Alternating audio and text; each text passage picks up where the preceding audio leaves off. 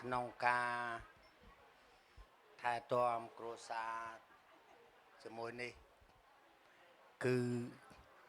ចាប់ពីពេលនេះម្នាក់មានឪពុក2ម្ដាយ2មិនឪពុកបងមិនម្ដាយអូនទេគឺឪពុករបស់យើងទាំង2នាក់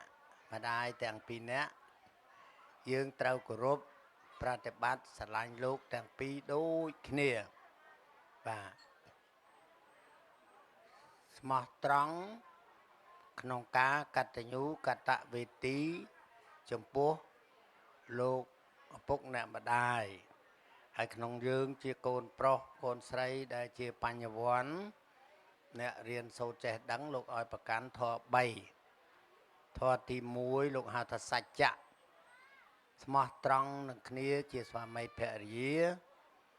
ទី2ចិត្ត2វាមិនដែលដូចគ្នាវាតែងតែប៉ះខ្លះខុសគ្នាខ្លះអញ្ចឹងត្រូវប្រើអីមកបលុតខន្តីថាទ្រាំណាទ្រាំខន្តីបើខន្តីមិនបានធ្វើម៉េចខន្តីតទៅទៀត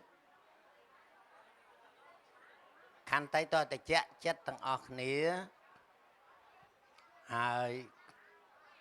ការគោរពស្រឡាញ់លោកទាំងសងខាងគ្រួសារទាំងពីរស្ត្រីជាអ្នកនាំមុខបាទព្រោះស្ត្រីជាមេផ្ទះជាអ្នកទទួលខុសត្រូវទាំងអស់ទ្រព្យសម្បត្តិអស់មានអីហើយតាំងពីនាឡិកាអេត្រូវប្រគល់ឲ្យភរិយាទុកទាំងអស់ចង់ពាក់សួរថាបងពាក់បានអត់បើអត់ទេយកមកផ្ញើវិញពួកម្ចាស់ទ្រព្យយើងអស់លីងហ្មងចាប់ពីស្អែកទៅហ្នឹង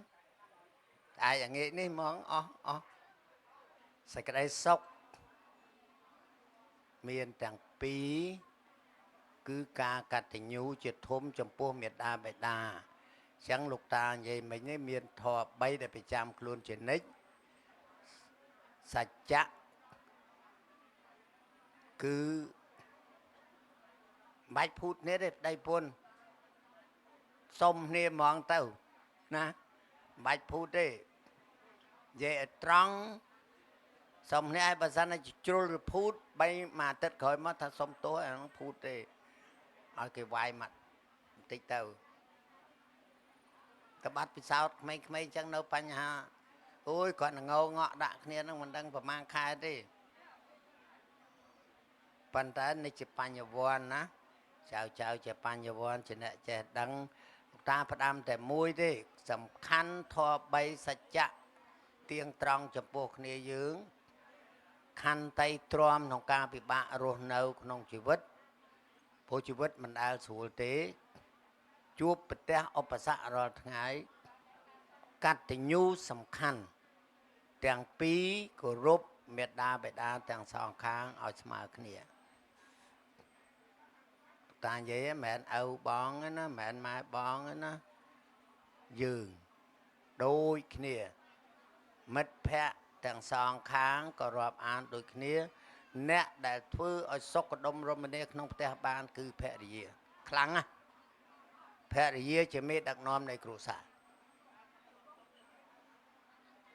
យើងក៏អ្នកដើររកទ្រព្យទេប៉ុន្តែមកដល់បានស្រែកប្រពន្ធចាត់ចែងតែបានទេ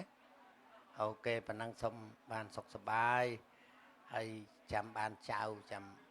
ចងដៃម្ដងទៀតអូខេ